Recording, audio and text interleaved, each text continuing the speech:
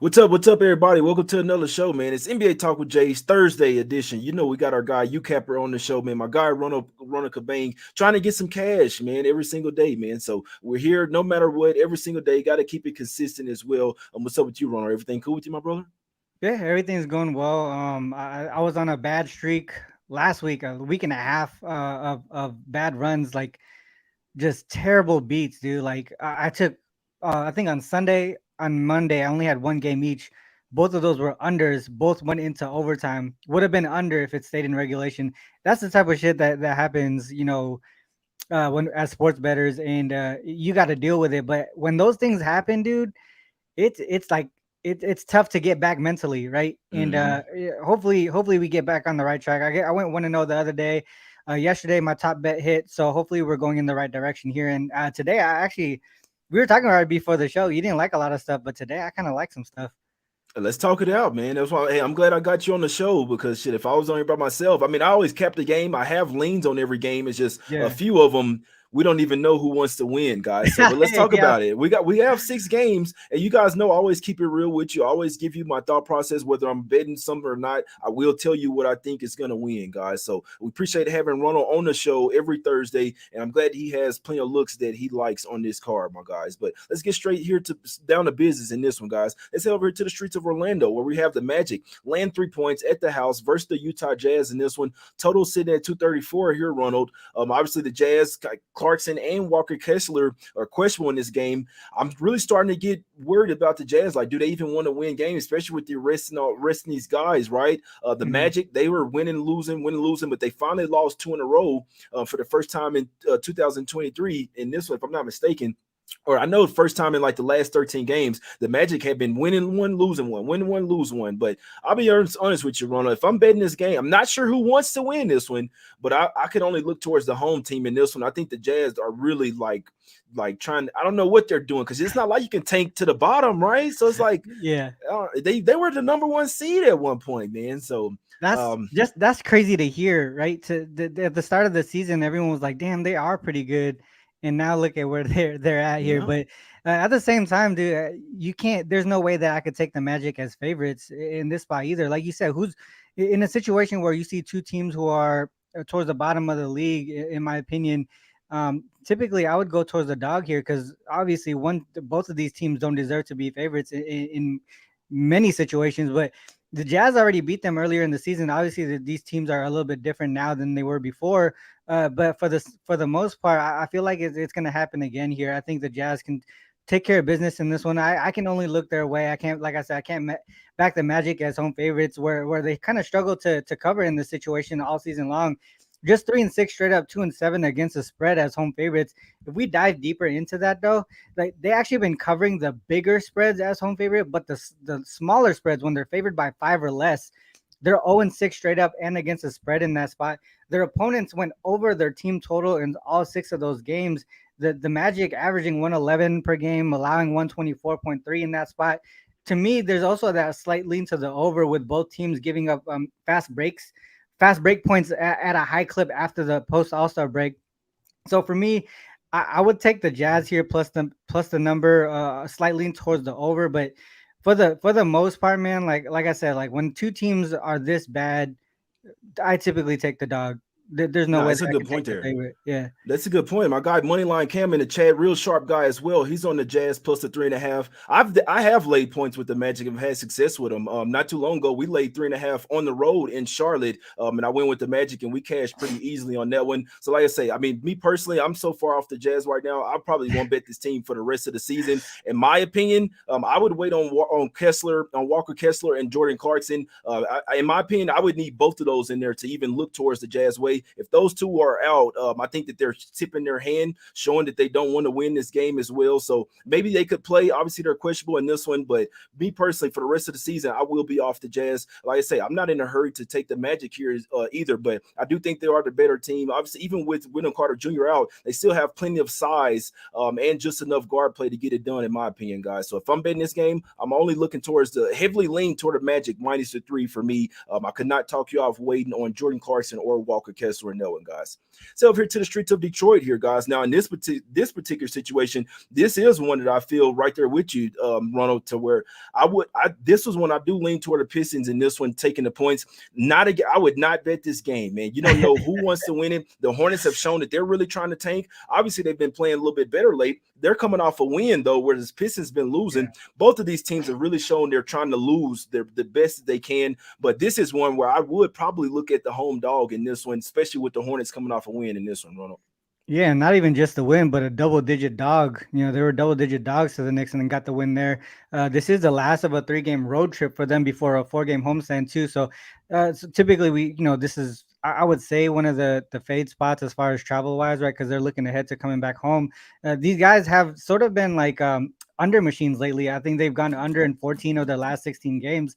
And it's crazy to think about it, but like post All-Star break, the Hornets and Pistons are, so this part I wouldn't say is crazy to think about. Bottom 2 in the league in offensive rating, especially without LaMelo for the Hornets. But defensively, the Hornets are first in the league in defensive rating. That's the thing that's kind of surprising to me to see at this point in the season. From a pace standpoint, neither is in the top 12. Earlier in the season, the Hornets were one of the fastest paced teams in the league. All that to say, man, I think this one goes under. I talked earlier. I think from an injury perspective, right?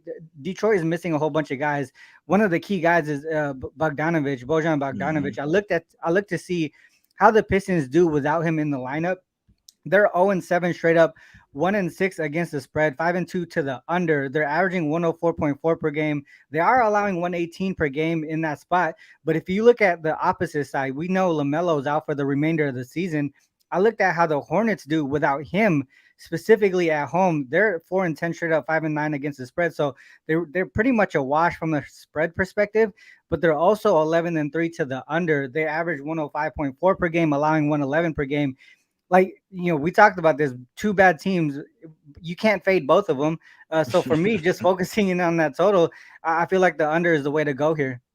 Yeah, it looks like it opened up at 234 last night, man. It's tanked all the way down to 225, 220, seeing 224 and a half in that one, guys. So I did see a few guys hopped on the under in this one, 234 on the Action Network last night, man. So this one came all the way down. It's kind of telling you that maybe the under is the play in this one. Like I say, I'm watching the Pistons. Their offense is trash. They are still trying to play a little bit of defense, though. And like you say, the Hornets, do you want to lay 4 points with them on the road coming off a double-digit win versus Knicks, where who knows, Ronald, they could have went out and partied out. I mean, that's a huge game for the Hornets, right? Winning that game, stopping the Knicks streaks. Who knows? They could have went out and partied in New York. I know if I'm a tanking team, I'm probably going to go party after that. We have nothing to play for the rest of the season. We got a day off. We in the Big Apple. Man, let's go have some drinks, man. So where the girls at, my guy? So, well, what do you think about that Ivy double-double at plus 725? I know Ivy is basically the engine that's making the Pistons go now.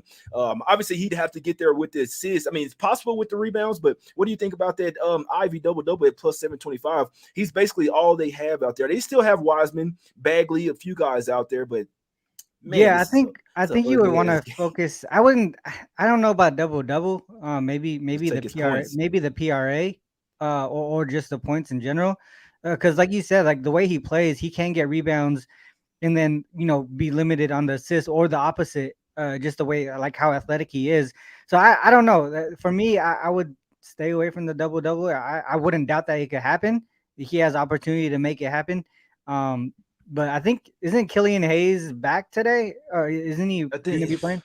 Good God, man, he game time decision, and then they're gonna play with. So he's Killian Hayes game time decision, which I mean, I don't really think Killian Hayes matters. Maybe Jalen Duren game time decision, that's a lot bigger. Hayes, he had a little spurt. Guys, they might be out of the league in the next few years. Yeah. In all honesty, because I just feel like if you're playing bad on the Pistons, like, what are we really doing here? Ivy is the guy that's like, I watched this. It pained me. I watched the Pistons the other day. Ivy was balling. Like, they couldn't stop him, to be honest. And this was against the Wizards. They could not stop Jaden Ivey, and he knew it. He had confidence. He was getting whatever he wanted. Floaters into the paint, hitting his shots. I like what I'm seeing from Ivy, to be honest with you. So, honestly, I would just take his points. I would just take his points in this game, my guys. looking at Jaden Ivey points and knowing, like I say, Hayes game time decision. Jalen Duren is game time decision as well. Bogdanovich out, Alec Burks out, Diallo out for the season. Isaiah Stewart still out as well, guys. So, hey, it's definitely not a bad look looking at Ivey's points and knowing, I guys. would say points, not the double double. I think Yeah, right someone there with mentioned you. plus 20 at plus 115 with Bogdanovich out. Someone's gonna have to score. Ivey's getting 20 points in this game, guys. Yeah, I'm telling you that right now. Ivy is like low key unstoppable right now. If I was the Pistons and I didn't want to win this game, I'd sit Ivy because he doesn't care about their team. He didn't care. He's trying to win out there. So I'll be honest, Jaden you Ivey. don't have the script. I'm impressed. I'm impressed with what I've been seeing the last couple of games, guys. Let's go over to the streets of Indiana here, guys. Got the Pacers land 9.5 points at the house versus the Houston Rockets in this one. The Pacers land 9.5, guys. What are we doing here, man? Could only look towards the over in this one. I see pace, and you have to look at 3-point props. If you're looking at some 3-point props, guys, this is the game for you. Buddy Hield, Halliburton. I mean, there's going to be threes flying literally all game in this one. Ronald, what you like in this game?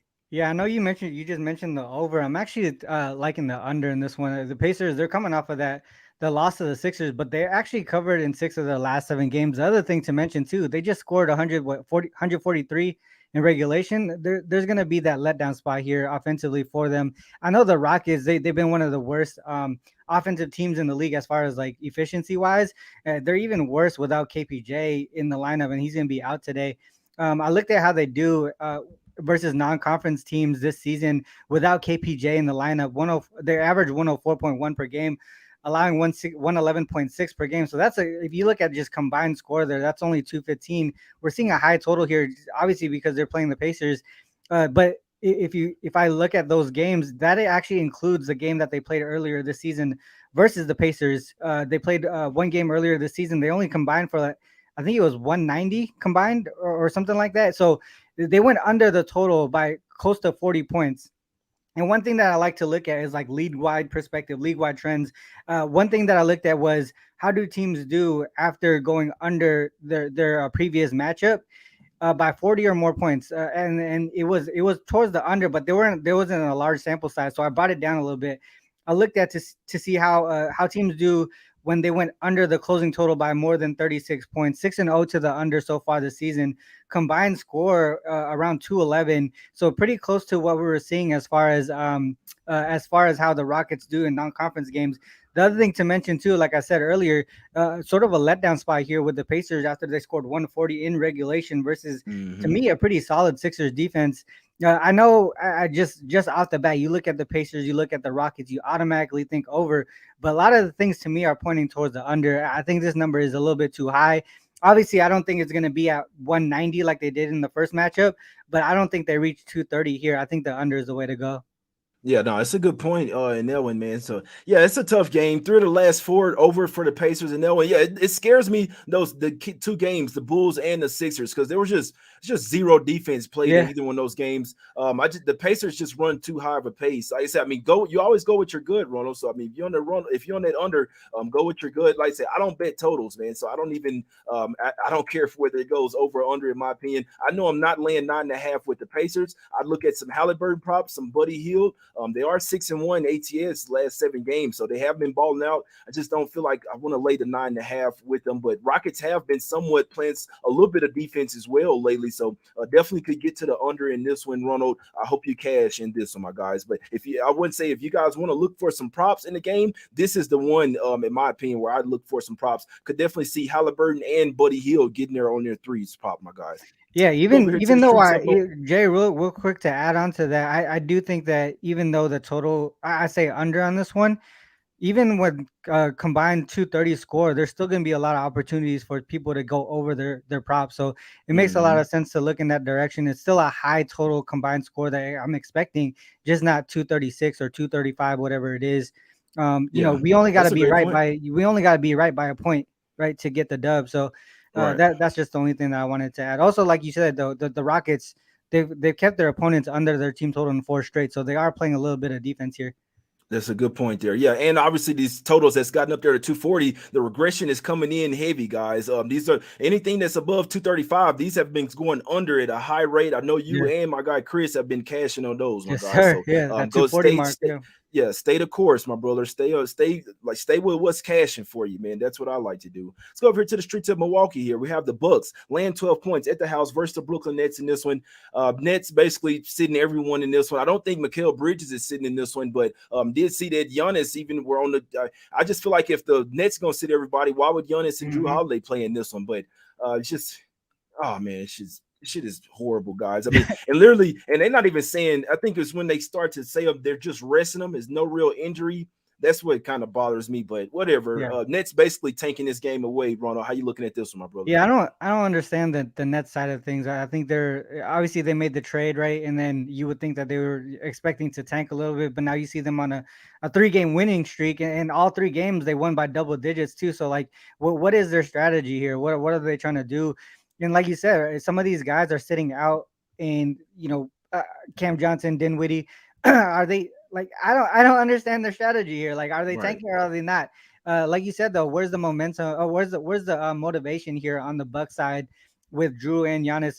Obviously, right now they're listed as probable. You got a couple guys who are all who are out already. Dragic and Matthews are out. Crowder is questionable. He's probably going to sit here.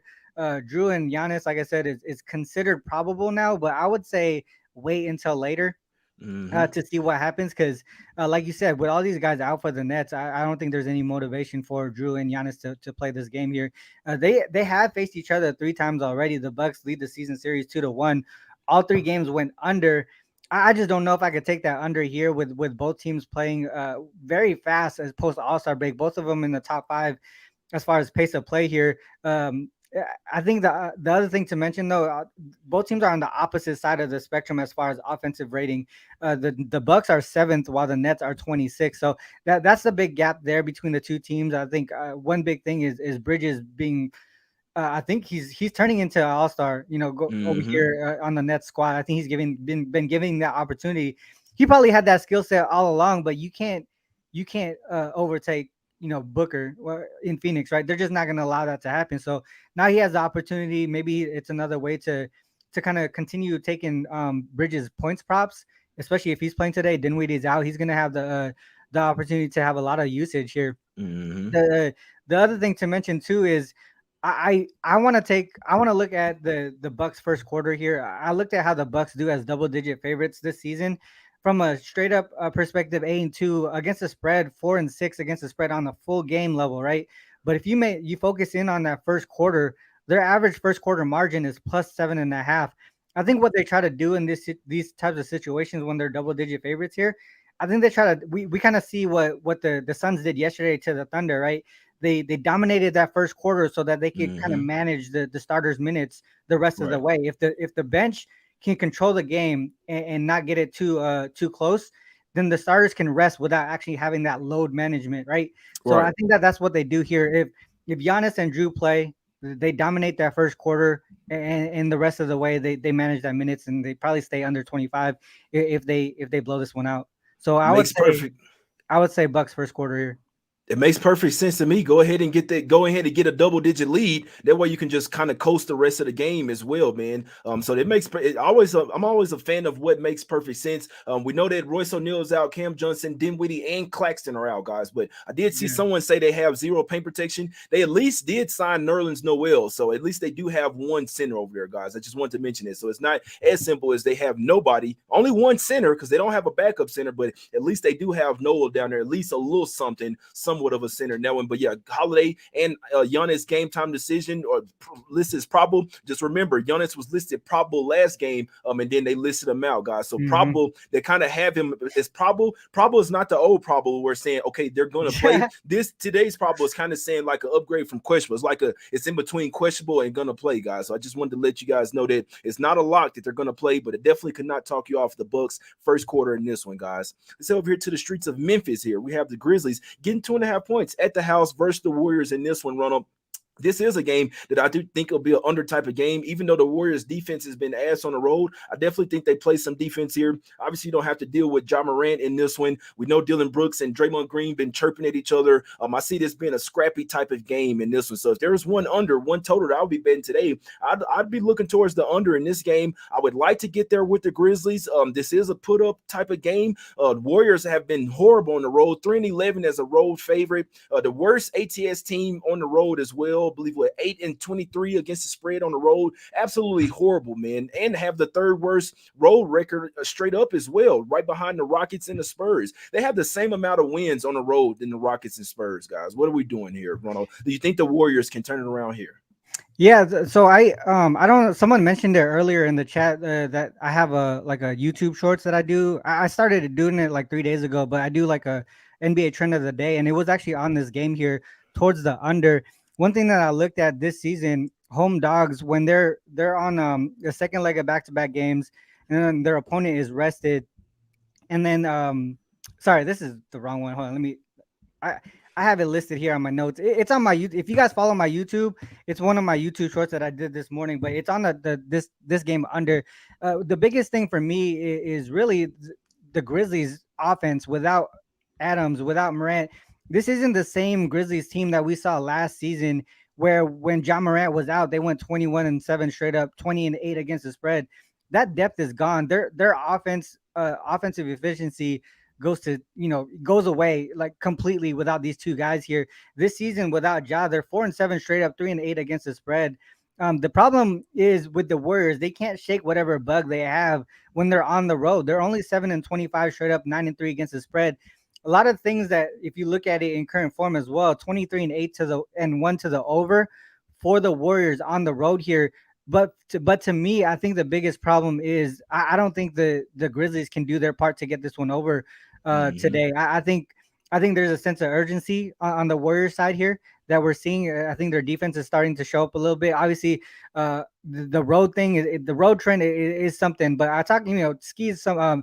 We had that chat with Ski, and Ski mentioned to me, it was like, sometimes we got to put these season long trends off to the side and look at where the motivation is here in current form, right? And to me, I think they need to really focus in on this defensive side of the ball, on the Warriors side, and I think they kind of get into a groove here. At some point, they're going to turn it around on the road, and I think it Mm-hmm. starts here with a struggling Grizzlies team. So, for me, I think I'm going to be off of the side just based off of uh, the inconsistency offensively with the Warriors. But I think the defensive side shows up today. I think I also seen like Iggy, I believe it is probable today. Looney probable. Kaminga probable. I mean, these are defensive minded guys here that I think is going to put in some work today. So Mm-hmm. for me, I would look towards the under and not. I would stay away from the side.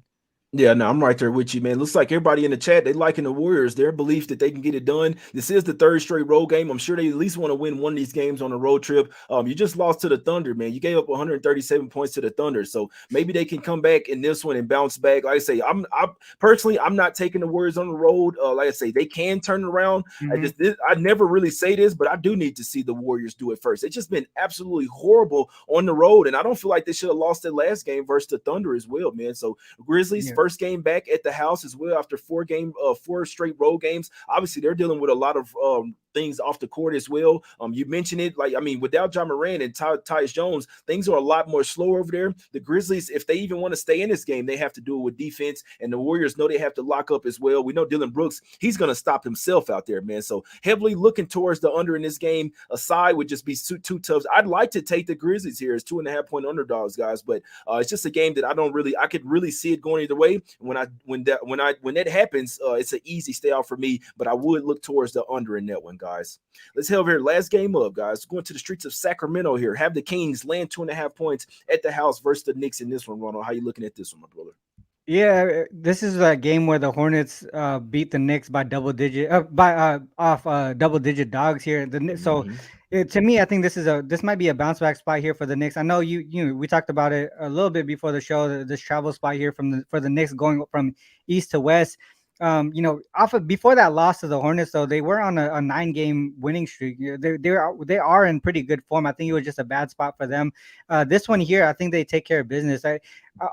one of the biggest things that I've kind of noticed this season, especially after I heard it from coaches post game interviews, they mentioned that travel spot from east to west, that jet lag typically happens in the second game. This is the Hmm. first game of a 4-game West Coast road trip, so I think the Knicks will be all right tonight. The thing that I want to fade the Kings on here is I feel like this is a sort of a non-conference sandwich spot, right? They just played the Pelicans, they beat them by 15 points. Now up next they got, and it's not a second of back to back, but they do have the Suns on deck next, who are gonna be, one of those teams that you got to watch out for in the playoffs. As far as matchup wise, right? So I think that's gonna be a playoff atmosphere type game. I don't think they're gonna be completely focused here on this game here. The other thing to mention too, Brunson is listed as questionable, but I Hmm. think the way that the line is moving, the way that the total is moving, is telling me that he is gonna play because to me, when I see the Knicks with Brunson, they're better offensively. Their offensive rating, their offensive efficiency is better with him on the court. Their pace of play, right, is faster with him on the court as well. The other thing to mention too is his defensively, their defensive rating is actually less or lower when he's on the court as well. So a lot of things is pointing towards an over when Brunson plays, but the other thing to mention too is that this total here at 230, what is it, 236, 235 or whatever it is, 237 now. Shit, you know what? I think I seen some 240s earlier. It has gone up to 240. So the other thing to Damn. mention is the Knicks with totals of 230 or greater, they're 6-2 to the under. And one of those games that went over, they went over because of OT. They would have stayed under in regulation. So in a sense, if in regulation, it would have been 7-1 to the under.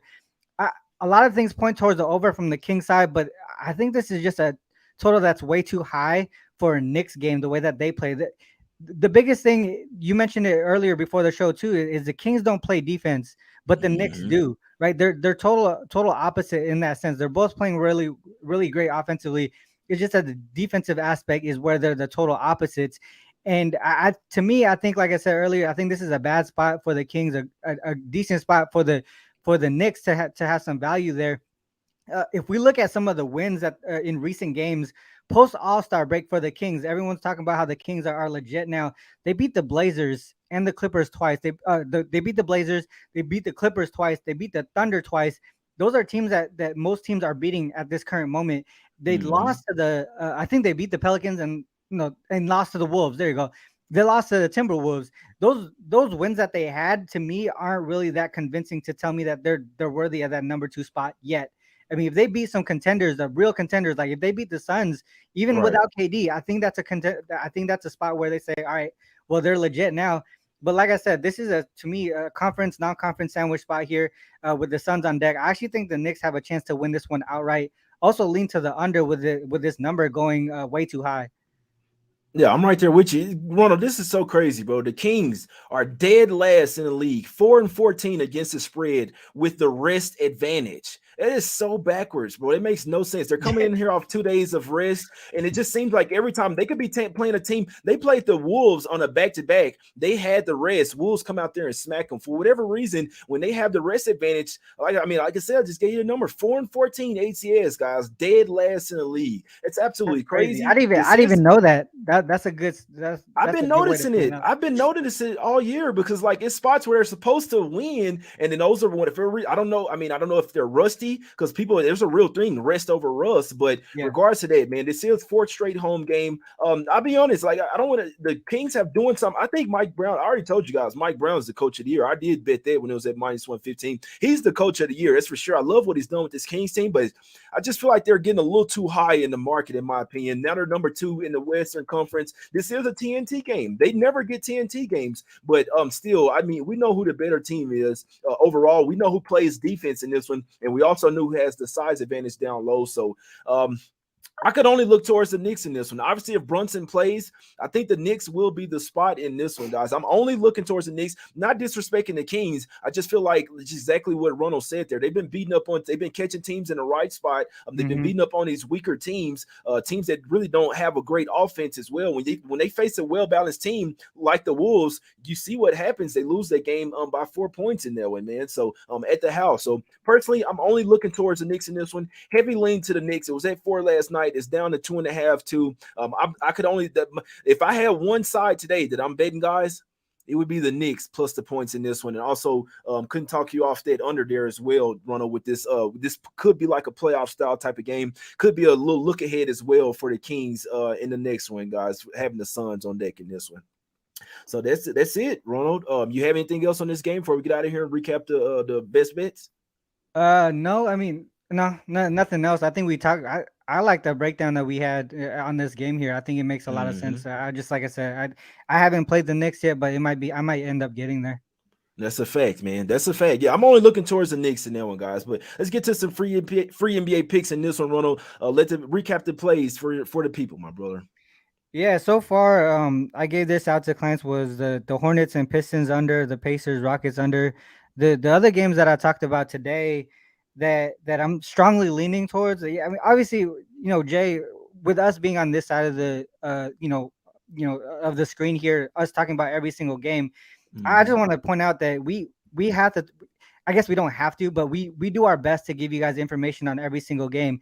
What we say as far as what we lean towards, that's what we're just, that's our thought process. That's what we're thinking. That doesn't mean that you got to go out and just tell us regardless, right? This is just information that we're giving out. So I just want to put that out there because a lot of people point out like, oh, you said this, you said that, but that doesn't, it's information that we're giving you that you have to process yourself and say, all right, is that right to me? Is that what I want to bet? You guys got to hold yourself accountable as well, not just us. You know what I mean? Like that's just what I want to add on to that. But because the reason why I say that is because I have a lot of leans today. Like I said, I like the card today. I have only placed 2 bets though, but I have a lot of leans.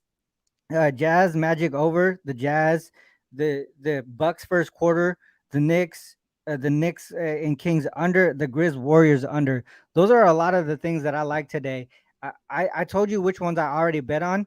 I'm going to wait on some injury report status. Obviously, we talked about it during the show. Kessler's some guys that Kessler, we got Clarkson on that Jazz game that we got to think about before we bet.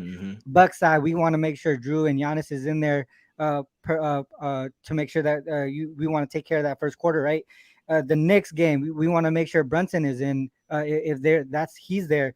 Grizz Warriors, I still like the under there regardless of who plays or who's not. I don't know if there's going to be any injury report like manipulation in that game specifically. I just like the under there. I probably will end up getting there with the current number, but we'll see. But yeah, that's everything that I like today. I gave all that stuff out for free.